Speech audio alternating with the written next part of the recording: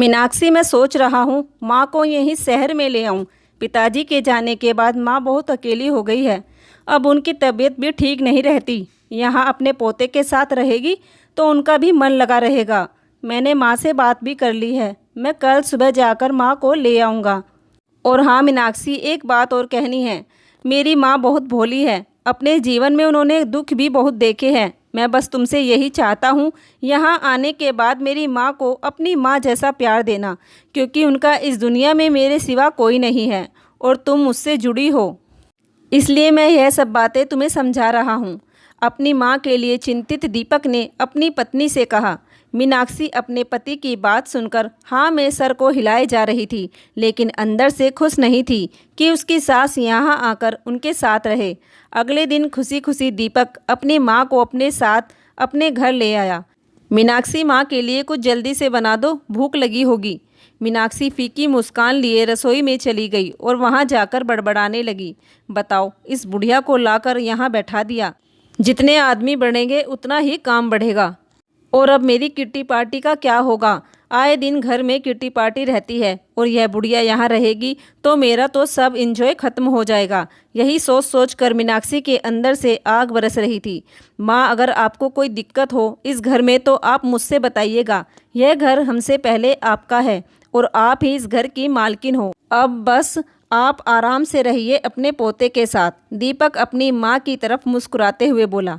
अपने बेटे की बातें सुनकर कौशल्या जी को बहुत गर्व हो रहा था। उन्होंने प्यार से अपने बेटे को गले से लगा लिया। वहीं दूसरी तरफ हाथ में चाय की ट्रे लिए बहू यह सब बातें सुनकर अंदर ही अंदर जल भुन रही थी। माँ बेटे का यह मिलन बहू को रास नहीं आ रहा था। कौशल्या जी बड़ी ही सीधी सरल स्वभाव की थी। वह बहू के साथ घर के कामों में हाथ बटा दिया करती थी, लेकिन धीरे धीरे मीनाक्षी ने घर के काम करने बंद कर दिए, जिस वजह से घर के सारे काम का बोझ कौशल्या जी पर आ गया।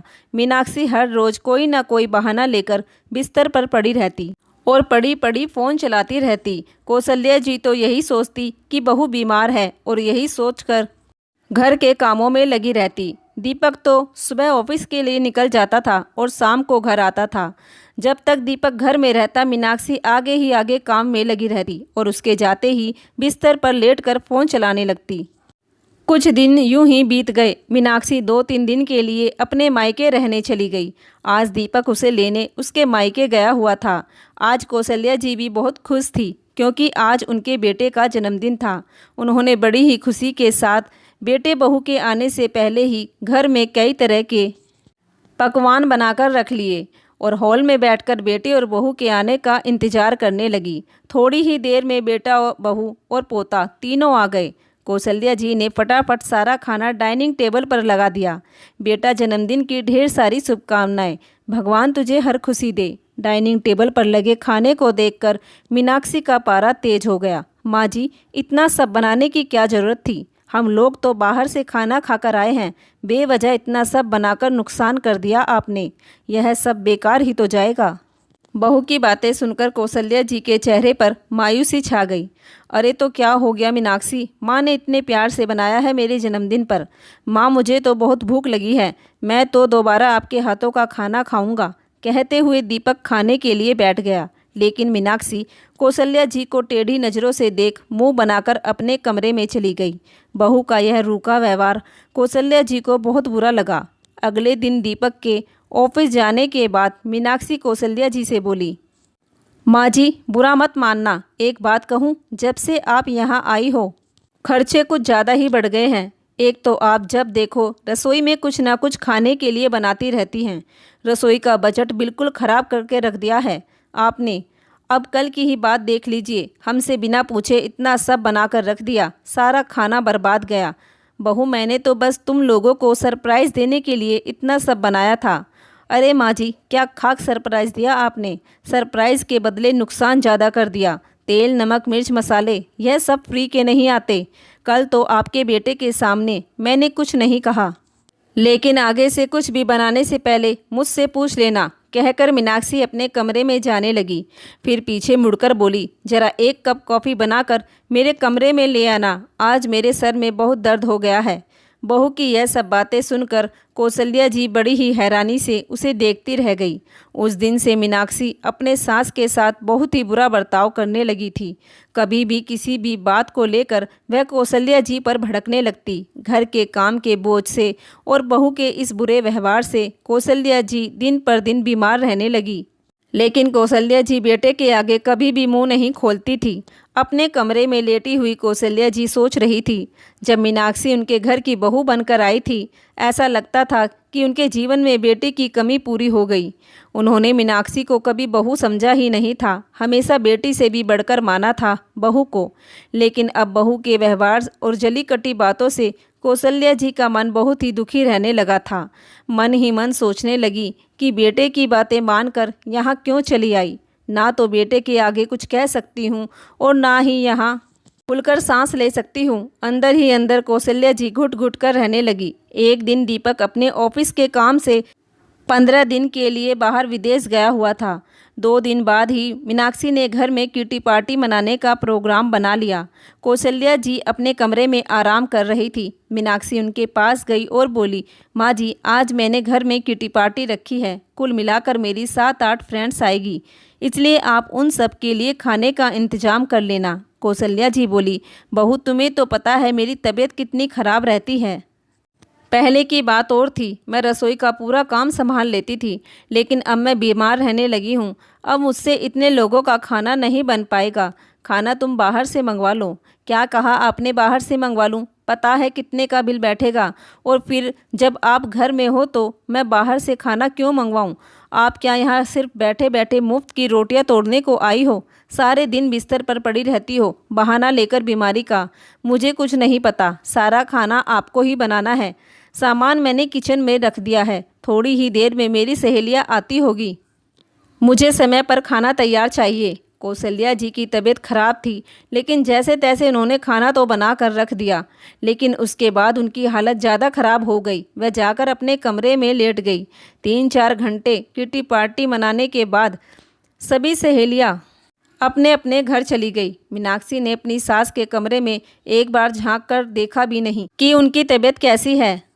वो तो जानबूझकर कौशल्या जी को परेशान कर रही थी ताकि वो खुद ही यहाँ से चली जाए। मीनाक्षी अपने कमरे में बैठकर बहुत देर तक अपना दिमाग लगाती रही और फिर अपनी सास से छुटकारा पाने के लिए ऐसी तरकीब सोची कि जिसे देखकर हर कोई दंग रह जाए। 2 दिन बाद मीनाक्षी कौशल्या जी से बड़े ही प्यार से बोली, माँ जी, आपके बेटे का फ़ोन आया है, आज वो आ रहे हैं। चलिए उन्हें एयरपोर्ट पर लेने चलते हैं, वह आपको देखकर खुश हो जाएंगे। बेटे के आने की बात सुनकर कौशल्या जी खुश हो गई, क्योंकि कई दिन से उन्होंने अपने बेटे से ना तो बात की थी और ना ही उसे देखा था।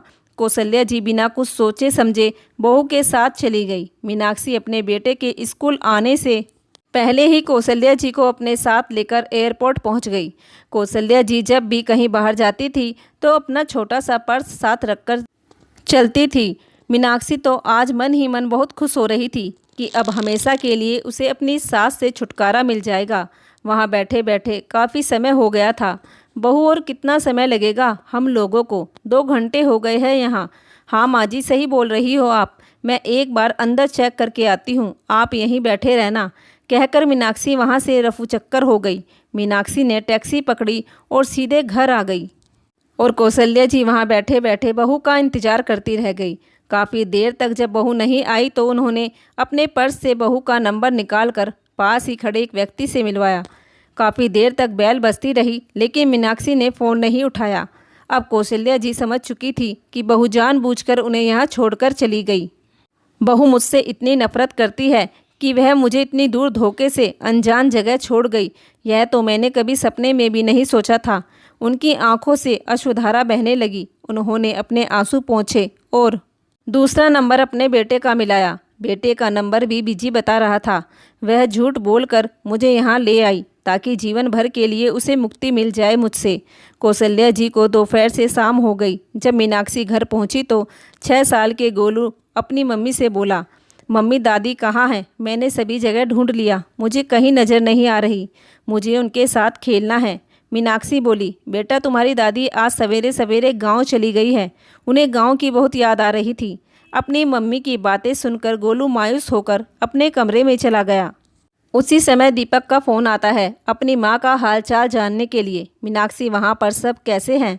दीपक, यहाँ तो सब ठीक है, लेकिन बस माँ जी की तबीयत थोड़ी ठीक नहीं है। बैठे बैठे अपने आप बातें करती रहती है, रात को सोते हुए भी बड़बड़ाती रहती है, और तो और कभी कभी तो घर से निकलकर भी चल देती है। 2-3 बार तो उन्हें पकड़ कर ले आई हूँ। तो फिर मीनाक्षी, डॉक्टर को क्यों नहीं दिखाया? मैं डॉक्टर के पास लेकर गई थी, उन्होंने कुछ दवाइयाँ लिख दी थी, लेकिन उनसे कुछ भी आराम नहीं लगा। मीनाक्षी ने बड़ी ही सफाई से झूठ बोला। ठीक है मीनाक्षी, मेरा काम भी ख़त्म हो गया है, 2-3 दिन में मैं घर पहुंच जाऊंगा, तब तक तुम माँ का अच्छे से ख्याल रखना। उधर कौशल्या जी ने पूरी रात एयरपोर्ट पर ही बिता दी। एयरपोर्ट से कुछ ही दूरी पर एक वृद्ध आश्रम बना हुआ था। कौशल्या जी उस वृद्ध आश्रम में पहुंच गई। अपने कमरे में बैठी बैठी कौशल्या जी की आंखों में आंसू आ रहे थे। उधर 2 दिन बाद दीपक भी घर पहुंच गया। घर पहुंचा तो मीनाक्षी उसे रोते हुए मिली। दीपक, पता नहीं माँ जी कहाँ चली गई, ना जाने कहाँ कहाँ मैं उन्हें ढूंढ कर आई हूँ, लेकिन उनका कोई अता पता नहीं। मैं तो उन्हें कभी अकेला भी नहीं छोड़ती थी। माँ की खबर सुनकर दीपक परेशान हो गया और जगह जगह जाकर अपनी माँ को ढूंढने लगा। उसने आसपास के इलाकों में सब जगह कौशल्या जी को ढूंढा, लेकिन कौशल्या जी आसपास होती तभी तो मिलती। वह अपनी माँ से बहुत प्यार करता था, और आज ना जाने उसकी माँ कहाँ चली गई। यही सोच सोच कर दीपक की आंखों में आंसू आ रहे थे। अपने पति को परेशान होते हुए देख मीनाक्षी की आंखों में तनिक भी शर्म नहीं थी। वह तो सोच रही थी कि दीपक कुछ दिन अपनी माँ के लिए परेशान रहेगा, उसके बाद धीरे धीरे सब कुछ भूल जाएगा। मीनाक्षी ने अपने बेटे को अपनी बहन के यहाँ भेज दिया था, कहीं उसकी सच्चाई दीपक के सामने ना आ जाए, क्योंकि मीनाक्षी ने गोलू से झूठ बोला था कि उसकी दादी गाँव गई है। धीरे धीरे कुछ दिन यूं ही बीत गए। एक दिन मीनाक्षी ने घर में किटी पार्टी रखी हुई थी। उसकी सभी सहेलियां उसके घर आई हुई थी। मीनाक्षी बहुत खुश थी। मीनाक्षी ने अपनी सहेलियों के लिए बाहर से खाना ऑर्डर किया, उनके साथ मिलकर खूब एंजॉय किया। किटी पार्टी ख़त्म होने के बाद मीनाक्षी अपनी सहेलियों के साथ बैठकर बातें कर रही थी।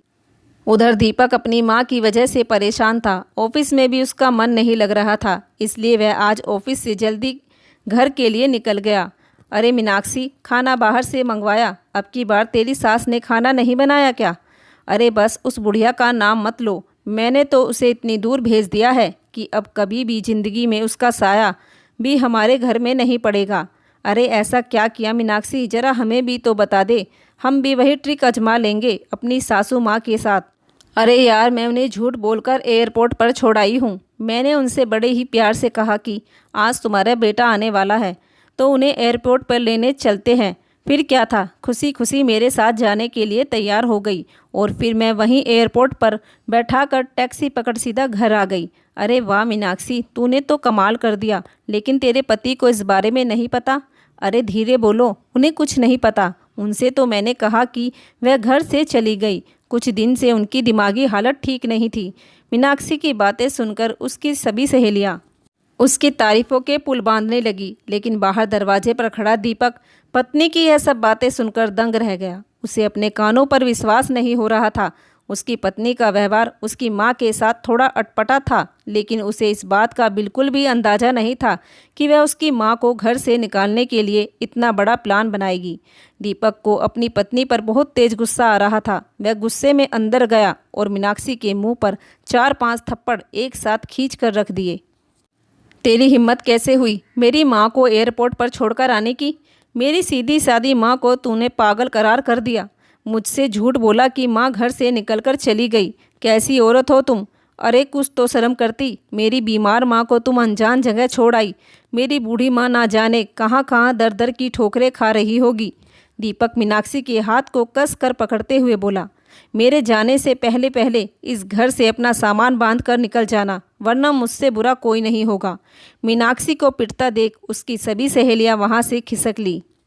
दीपक अपनी माँ को ढूंढने एयरपोर्ट पहुंच गया, लेकिन वहां उसे अपनी माँ कहीं नजर नहीं आई। उसने अपने पर्स से अपनी माँ का छोटा सा फोटो निकाला और लोगों से पूछने लगा। पूछते पूछते दीपक वृद्ध आश्रम तक पहुंच गया। वहां गेट पर ही कौशल्या जी वृद्ध आश्रम की बुजुर्ग महिलाओं के साथ पेड़ के नीचे बैठी थी। जब उसकी नज़र अपनी माँ पर पड़ी तो दौड़कर उनके पास पहुंच गया। बेटे को देखकर कौशल्या जी उसके गले से लगकर रोने लगी। दोनों माँ बेटे एक दूसरे के गले लगकर बहुत देर तक रोते रहे। माँ, मुझे माफ़ कर दो, मुझे उस औरत के भरोसे आपको छोड़कर नहीं जाना चाहिए था। मुझे सब पता चल गया है, वह कैसे झूठ बोलकर आपको एयरपोर्ट छोड़ गई। आप मेरे साथ अभी के अभी घर चलिए। नहीं बेटा, मैं यहाँ खुश हूँ अपने हम उम्र लोगों के साथ। नहीं माँ, आप खुश हो लेकिन मैं आपके बिना खुश नहीं हूँ। मेरी तो हर खुशी आप हो, कहकर दीपक फूट फूट कर रोने लगा। कौशल्या जी अपने बेटे को दुखी नहीं देखना चाहती थी। दीपक के साथ घर आ गई। घर आते ही दीपक ने मीनाक्षी का सारा सामान कमरे से बाहर रख दिया और उसके मायके फ़ोन कर दिया कि अपनी बेटी को यहाँ से लेकर जाओ। मैंने उससे अपने सारे रिश्ते ख़त्म कर दिए हैं। तालाक का नोटिस आपके घर पहुँच जाएगा। यह सब सुनकर मीनाक्षी हक्की बक्की रह गई। कौशल्या जी बोली, बेटा शांत हो जा, इस तरह से रिश्ते नहीं तोड़े जाते। तुम पति पत्नी ही नहीं, माँ बाप भी हो। मेरा क्या है, आज हूँ कल नहीं, लेकिन तुम्हारे इस फैसले से तुम्हारे बेटे पर क्या असर पड़ेगा। माँ, मैं अपने बेटे की परवरिश खुद कर लूँगा, लेकिन इस औरत के साथ नहीं रहूँगा, कहकर दीपक मीनाक्षी को घर से निकालने लगा।